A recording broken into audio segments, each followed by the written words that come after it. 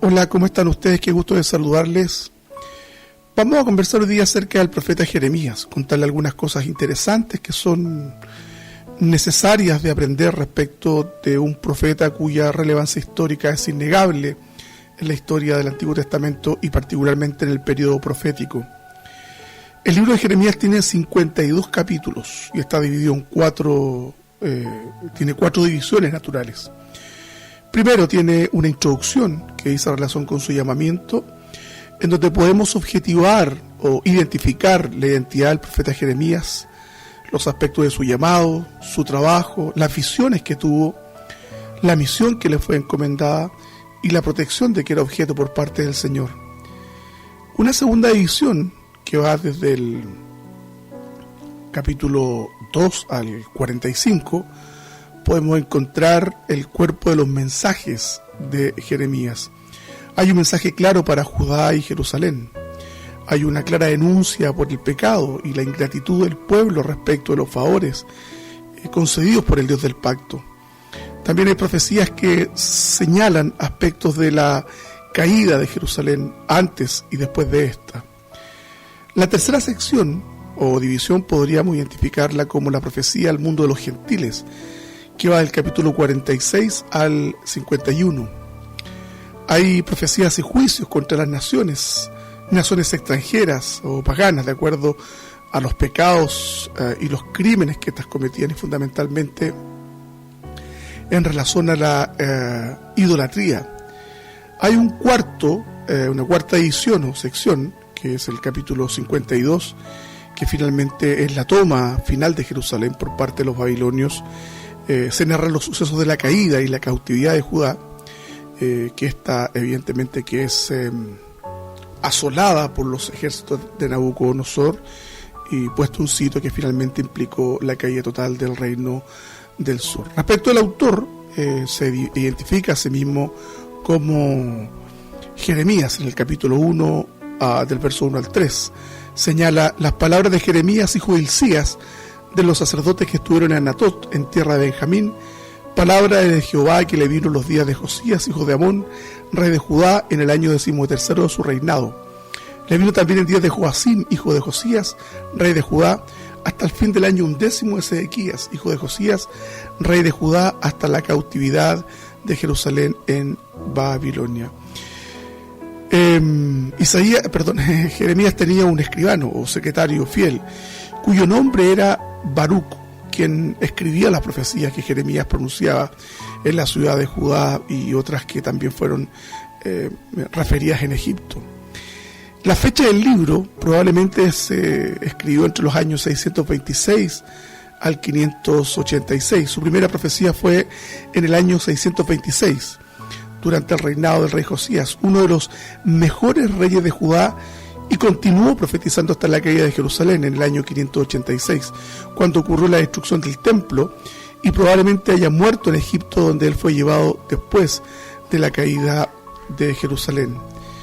El texto tiene un método, ¿cierto? Una estructura, es una estructura en prosa, lo que se llama discurso profético, que constituye una compilación de los mensajes y experiencias del profeta Jeremías durante todos los años de ministerio, y esto gracias a la obra de Dios por medio de Baruc, su fiel amigo y secretario, que seguramente ayudó mucho en este proceso de compilar todos los mensajes de Jeremías. Fíjese que en el capítulo 36, versos 1 al 32, leyendo los primeros 4 versículos por lo menos, dice: aconteció en el 4º año de Joacim, hijo de Josías, rey de Judá, que vino esta palabra de Jehová a Jeremías, diciendo: toma un rollo de libro y escribe en él todas las palabras que te he hablado contra Israel y contra Judá y contra las naciones desde el día que comencé a hablarte, desde los días de Josías hasta hoy. Quizás oiga la casa de Judá todo el mal que yo pienso hacerles, y se arrepienta cada uno su mal camino, y yo perdonaré su maldad y su pecado. Y llamó Jeremías a Baruc, hijo de Nerías, y escribió Baruc de boca de Jeremías, y ahí evidentemente nos está señalando que era Baruc quien escribía y dejó por escrito los mensajes que Jeremías profetizaba, digamos, en el reino del sur fundamentalmente. Ahora, es importante recalcar que este libro no está o no tiene un orden estrictamente cronológico. Por ejemplo, el capítulo 21, por ejemplo, como señalé, viene después del tiempo de Sedequías. Los capítulos 22 y 45 vienen del tiempo de Joacim. Joacim fue primero que Sedequías. Podemos decir en conclusión que es un libro más de carácter temático que cronológico. No perdamos de vista este dato, porque de pronto miramos en perspectiva el libro y encontramos que el relato no tiene, digamos, una lógica cronológica, y eso es importante que nosotros lo advertamos. Ahora, hay un propósito en este texto, ¿cierto? Es una seria advertencia a Judá para que se arrepienta de la idolatría y del pecado a fin de evitar la catástrofe del exilio, que finalmente fue inevitable. Ahora, todas las clases de la sociedad hebrea fueron condenadas como inexcusablemente culpables. La nación hebrea debía someterse al yugo babilónico, al yugo caldeo, y de ninguna manera rebelarse contra él. Finalmente esa fue la prédica de Jeremías, y fue acusado de falta de lealtad respecto al rey y el reino. Ahora, este era el justo castigo por la infidelidad al pacto con Dios. No obstante, llegaría el día en que Israel sería liberado por el Mesías, el renuevo justo. Por lo tanto, el verdadero Israel debería confiar siempre solamente en Dios y nunca en el esfuerzo humano. Bueno, el nombre del libro lleva el mismo nombre del profeta Jeremías, en hebreo Yiryahu, y significa Jehová establece. En griego y latín es Jeremías. Jeremías perteneció a una de la familia sacerdotal de Anatot, que estaba como a 5 kilómetros de Jerusalén. Él empezó su ministerio desde muy joven y era muy abierto y muy franco. Su mensaje fue dado a los gobernantes y a los reyes del pueblo de Judá. Su mensaje estaba cargado de juicio irreversible sobre el reino del sur, nos referimos a Judá. Por eso le pusieron el profeta llorón, porque la mayor parte del pueblo rechazaba su mensaje, y evidentemente esto provocaba una herida en el corazón del profeta. Ahora, ¿para qué se escribe este libro? Para revelar algunas cosas, 4 aspectos importantes. El primero, la ruina mediante una serie de sermones proféticos combinados con datos históricos y biográficos concernientes a los últimos días del reino de Judá. También pretendía revelar la decadencia y la depravación moral y espiritual de Judá. También el objetivo era revelar los esfuerzos de Dios y del profeta en favor de la nación, porque fueron casi totalmente inútiles. Sus exhortaciones, arrepentimiento, cayeron en oídos sordos. Y como último elemento respecto de qué revela el texto, es que la corrupción tiene su origen en un corazón impío, y el pasaje clave que identifica esto es el 17, verso 9, y que sin un nuevo corazón, nuevas intenciones y un nuevo espíritu, el hombre es incapaz de hacer lo bueno. Aquí está atendiendo la cuestión ya del corazón y de la obra de la gracia en el corazón de los impenitentes pecadores, donde sin lugar a duda estamos nosotros también ubicados. Decíamos entonces que hay 4 divisiones principales, ¿cierto? Está la introducción, el profeta del profeta Jeremías propiamente tal, que va del capítulo 1, del verso 1 al 19. Está aspectos de su identidad y llamamiento, que lo podemos encontrar en el capítulo 1, del verso del 1 al 6. Su investidura y poder, eso está en el 1 también, desde el 7 al 10. Las visiones que él experimenta y tiene, que van desde el 1 al 11, del verso 11 al 16. Y aquí hay 2 cosas que él ve: primero la vara de almendro y la olla hirviente, ¿cierto? Su misión acompañada de protección, del 1, del 17 al 19. El segundo, ¿cierto?, la división que habíamos mencionado hace un momento atrás, está el mensaje profético contra Judá y Jerusalén, que está desde el capítulo 2, verso 1, hasta el 45, verso 5. Es extenso, sin lugar a duda. 6 mensajes proféticos para Judá. La primera profecía: existe maldad e ingratitud en la nación. Eso está desde el 2.1 al 3.5. Segunda profecía: castigo a través del poderío invasor de Asiria. Eso está del 3.6 al 6.30. La tercera profecía: el destierro por idolatría y religión equivocada. Está del capítulo 7.1 al 10.25. La cuarta profecía: calamidad por haber violado el pacto de Dios, que está desde el 11.1 al 13.27, y finalmente la quinta profecía, que va desde el 14.1 al 17.27. auguró cosas como la sequía que iba a arruinar al pueblo, que está en el capítulo 14, 1 al 15, 21. Un llamado a mantenerse soltero, eso está del 16, 1 al 17, 18. La advertencia acerca del sábado, digamos, la santificación de este día tan importante, que va del 17 del 19 al 27. Está la sexta profecía, que es la señal de la casa del alfarero. Lo podemos encontrar en el capítulo 18, verso 1 al 20, verso 18. Profecía antes de la caída de Jerusalén. Hay varios periodos sucesivos que va desde el 21.1 al 39.18. Encontramos también esta sexta profecía, el castigo sobre Sedequías y el pueblo. Eso está en el capítulo 21, verso 1 al 29, verso 32. El reino mesiánico futuro. Eso está del 31 al 33, 26. El pecado de Sedequías y la lealtad de los recabitas. Eso lo podemos pesquisar también en el capítulo 34, verso 1 hasta el 35, 19. Joacim quema el rollo de una reacción profética de Jeremías. Eso lo encontramos, este hecho, en el 36, del 1 al 32. Después tenemos el encarcelamiento de Jeremías durante el asedio de Judá, y eso ya lo encontramos en el capítulo 37, verso 1 al 39, 18. Hay profecías después de la caída de Jerusalén que la encontramos en el 41 hasta el 45.5. El ministerio de Jeremías entre el remanente, que está en el 41 al 42.22. El ministerio de Jeremías en Egipto, que está del 43.1 al 44.30, y finalmente el mensaje de Jeremías a Baruc, que lo encontramos en el capítulo 45, del 1 al 5. Recuerden que estamos haciendo una mirada muy sumaria del texto, para que nosotros también podamos tener una idea general de este libro y la importancia que tiene este texto también para nosotros. El tercer elemento, que están las profecías y juicio a las naciones gentiles. Ya hay varias naciones que se mencionan, y me gustaría que también le demos una mirada a estas profecías sobre naciones extranjeras. Primero está la profecía y juicio contra Egipto. Eso está en el capítulo 46, del 1 al 28. Está la profecía también contra Filistea, que está del 47, del 1 al 7. Está la profecía y juicio contra Moab, en el capítulo 48, del 1 al 47. Tenemos también la profecía y juicio contra Amón, del 49, del 1 al 6.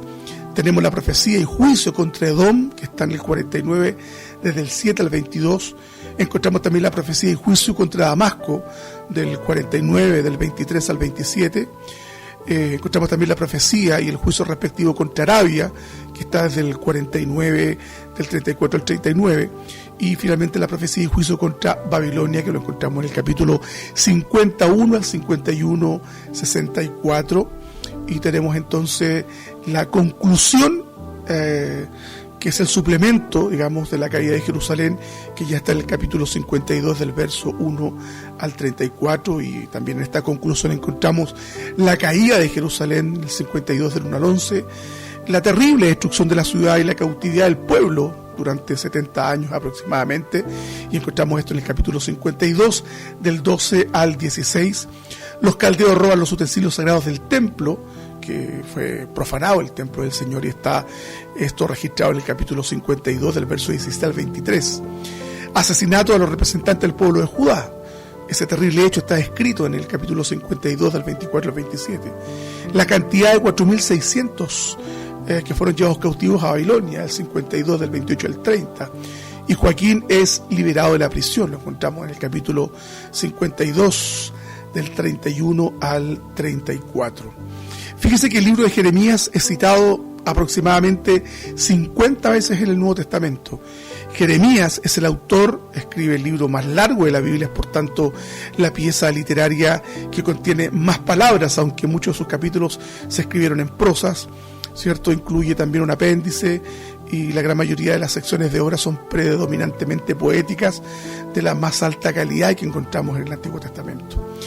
Vamos entonces a la primera división del texto, vamos a los aspectos introductorios, que es el llamado del profeta Jeremías del capítulo 1, del verso 1 al 19. Primero, Jeremías significa Jehová establece, era el hijo de Hilcías, un sacerdote y se crió en la pequeña ciudad de Anatot, a unos 5 kilómetros aproximadamente del noreste de Jerusalén. Dice el texto, las palabras de Jeremías, hijo de Hilcías, de los sacerdotes que estuvieron en Anatot, en tierra de Benjamín, palabra de Jehová que le vino en los días de Josías, hijo de Amón, rey de Judá, en el año 13 de su reinado. Se le menciona por su nombre, ¿cierto? También en el segundo libro de Crónicas, en el 35-25, señala: y Jeremías endechó en memoria de Josías. Todos los cantores y cantoras recitan esas lamentaciones sobre Josías hasta hoy, y las tomaron por norma para endechar en Israel, las cuales están escritas en el libro de los lamentos. ¿Sí? Ahí hay una mención, ¿cierto?, de Jeremías.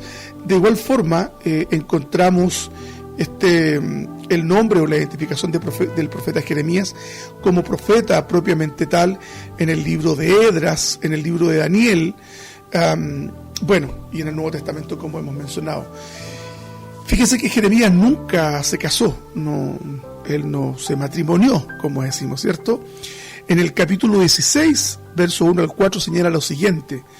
Dice: vino a mí palabra de Jehová diciendo, no tomarás para ti mujer, ni tendrás hijos ni hijas en este lugar, porque así ha dicho el Señor acerca de los hijos y de las hijas que nazcan en este lugar, de sus madres que los den a luz y de los padres que les engendren en esta tierra.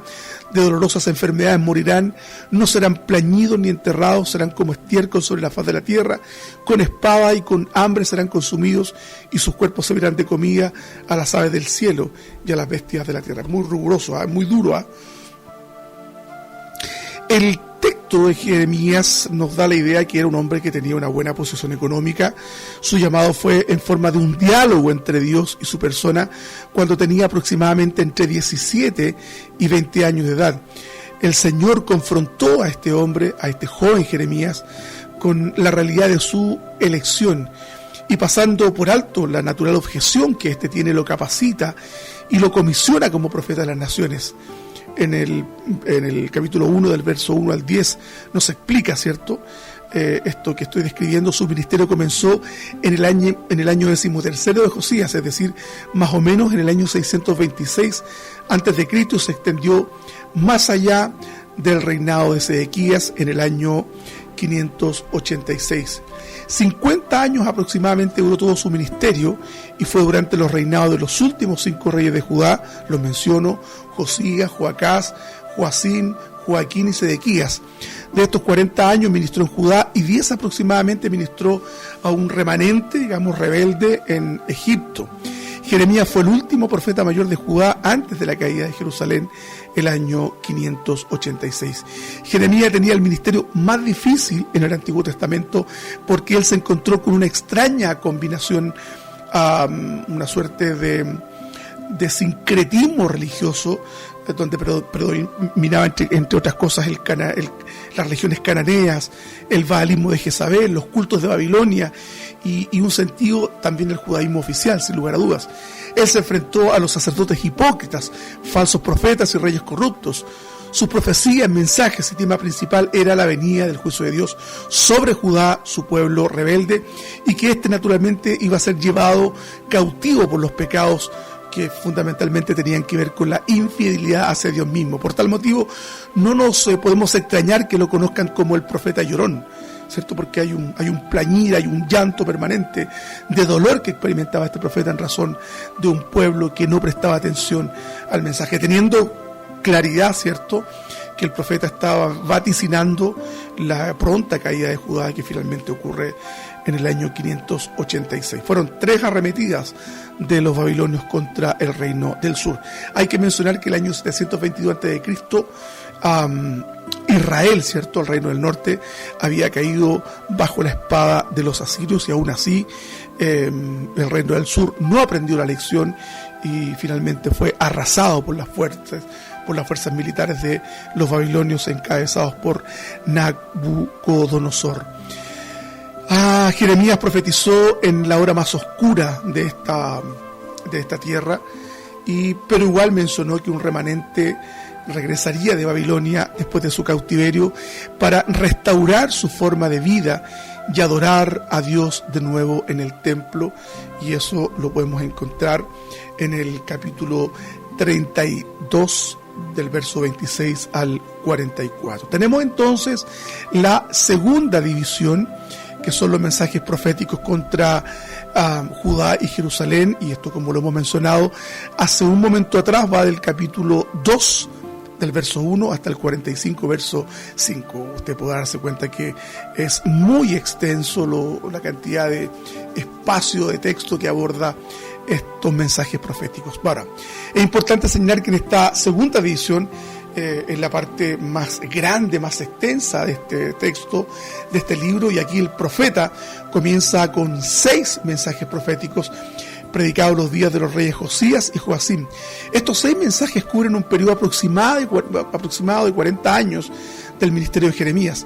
El profeta dirige su predicación especialmente a Judá, a fin de que sus habitantes tomen conciencia de sus propios pecados, tales como la maldad, la ingratitud, ¿cierto?, la deshonra en que habían caído respecto de la obediencia que debían prestar al Dios del pacto. En el capítulo 2, verso 1 dice: vino a mí palabra de Jehová diciendo, anda y clama a los oídos de Jerusalén, diciendo, así dice Jehová, me he acordado de ti, de la fidelidad de tu juventud, del amor de tu desposario, cuando andabas en pos de mí en el desierto, en tierra no sembrada. Santo era Israel a Jehová, primicia de sus nuevos frutos. Todos los que los devoraron eran culpables, mal venía sobre ellos, dice Jehová. Oíd la palabra de Jehová, casa de Jacob, y todas las familias de la casa de Israel. Así dijo Jehová, qué maldad hallaron en mí vuestros padres, que se alejaron de mí y se fueron. Ese es el reclamo, ¿cierto?, que hace Jeremías respecto de el pueblo de Israel y la infidelidad que ellos estaban mostrando respecto del pacto. Les exhorta a cambiar de conducta. En el capítulo 4, verso 3 del 4, hay un llamado de atención de Jeremías al pueblo. Señala, ¿cierto?, porque así dice Jehová a todo varón de Judá y de Jerusalén: harad campo para vosotros y no sembréis entre espinos, circuncidaos a Jehová y quitad el prepucio de vuestro corazón. Mire qué hermoso. Varones de Judá y moradores de Jerusalén, no sea que mi ira salga como fuego y se encienda, y no haya quien la pague por la maldad de vuestras obras. Y esto, hermanos amados, lo encontramos en innumerables capítulos entre el 2 y el 45, este llamado de atención de esta denuncia de la infidelidad del pueblo de Dios hacia el Dios del pacto, y de cómo estos no solo abandonaban el pacto y le volvían la espalda a Dios, sino que también se entregaban a la adoración de dioses paganos que en ese entonces estaban entronizados no solo en los espacios geográficos físicos del pueblo, sino que también estaba sentado en la profundidad de su corazón. Judá fue infiel al pacto que hizo con Dios, por lo tanto tendría esto consecuencias inevitables de un juicio que iba a tener características desastrosas y desde luego también condenatorias contra el pueblo. Jeremías predice abiertamente la destrucción del templo de Jerusalén, lo dice en el capítulo 7, verso 14, y si me permiten se los leo: haré también a esta casa sobre la cual es invocado mi nombre, en la que vosotros confiáis, y este lugar que di a vosotros, a vuestros padres, como hice a Silo. Sobre todo después de la muerte de Josías, el profeta advertía día a día la catástrofe que habría de venir por su propia gente, pero la propia gente lo rechazaba a él, y las advertencias con progresiva terquedad, con un corazón duro. Llega a señalar, ¿cierto?, el profeta, que el pecado de Judá está escrito con cincel de hierro y con punta de diamante en el 17.1. El acto más doloroso y conmovedor de estas dolorosas experiencias están en las confesiones de Jeremías, y esto usted le puede echar una mirada, ¿cierto?, en el capítulo 11 y 18. No las vamos a leer para no extendernos con esta entrega. El 12.6, el 15.10, del 15 del 10 al 21, en fin, el 18-18, el 27. Aquí se revela la sinceridad humana del profeta en sus momentos más críticos. Él demuestra su decepción y amargura por los graves sufrimientos que se le había venido por cumplir con la misión profética que Dios le había encomendado. Judá consideró al profeta como traidor, pero Dios le responde en ciertas ocasiones haciéndole preguntas y en otras haciéndole entender que las pruebas que el profeta vive ahora no terminarán, sino que vendrán más duras. De este modo, el Señor gradualmente revela a Jeremías que sufrir por fidelidad al mensaje de Dios es un elemento inseparable al ministerio profético. Y esto, hermanos, es terrible. Es muy triste ver cómo este profeta deambulaba entre el pueblo llevando este mensaje. Ahora, no obstante, el profeta no solamente había sido enviado a dar un mensaje de arrancar, destruir, arruinar y derribar, sino que también para edificar y plantar. Eso está en el verso 10 del capítulo 1. Por eso la serie de relatos de carácter histórico se interrumpen en los capítulos del 30 al 33 para dar lugar a diversas promesas de esperanza y salvación. Su mensaje de descanso y liberación, alineados junto a los relatos de la caída de Jerusalén y la descripción vívida de los padecimientos de Jeremías, que ponen de relieve la profunda necesidad de que el pueblo, aún en medio de las más desdichadas circunstancias, mantenga firme su confianza en la misericordia del Señor. Uno de los principales mensajes de esperanza de Jeremías fue del nuevo pacto. Lo encontramos en el 31, verso 31 al 34. Entre tales promesas de salvación destaca con la propia el anuncio de que Dios va a restablecer con Israel la relación que el pueblo había perdido a causa de sus infidelidades, su idolatría. O sea, que el antiguo pacto va a ser sustituido por otro, por un pacto nuevo, no grabado en tablas de piedra, sino que Dios señala: pondré mi ley en su mente y la escribiré en su corazón. Yo seré su Dios y ellos serán mi pueblo. 31-33. El anuncio de este nuevo pacto ya fue dado cuando Jesús pronunció sus palabras en la noche de la última cena, según nos consigna el texto de Mateo 26.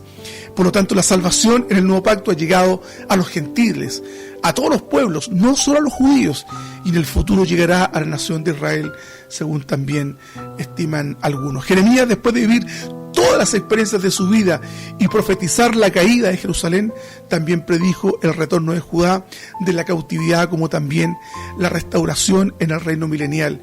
Jeremías, por obligación, fue a Egipto y ministró a un grupo de judíos rebeldes que, por no someterse a la voluntad de Dios, había escapado de la cautividad babilónica.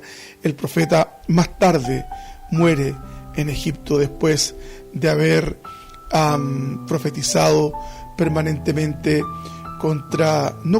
sino que en favor de Dios y llamando al pueblo al arrepentimiento. Él muere viendo la ciudad completamente destruida, las huestes babilónicas profanando el templo y llevando cautivos al pueblo de Israel. Pero al pueblo de Israel me refiero, ¿cierto?, al reino del sur, que Judá, Israel había caído el 722 en manos de los asirios.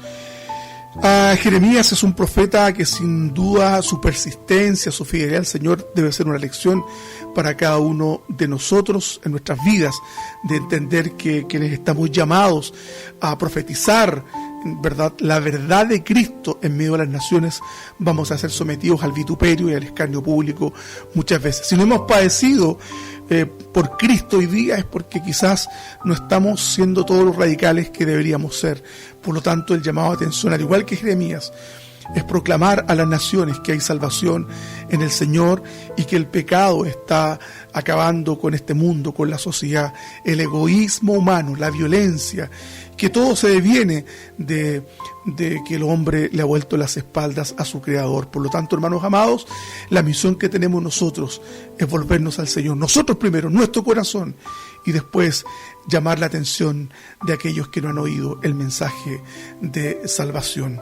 Quiero terminar con la tercera división, ¿cierto?, de la profecía y juicios a las naciones gentiles, que está del 46 al 51, del 46.1 al 51.64. Decimos que la tercera parte de este libro contiene una serie de mensajes contra varias naciones gentiles del entorno palestino. Los juicios para estas naciones son por la hostilidad que demostraron durante tanto tiempo al pueblo de Dios. Este libro se menciona de forma ordenada de Egipto a Babilonia, sin embargo también incluye anuncios de salvación para alguna de estas naciones, y usted puede corroborarlo en el capítulo 46, en el 48 y en el 49. El llamado de Jeremías como prioridad fue profetizar en Judá y Jerusalén, pero también profetizó a estos pueblos paganos.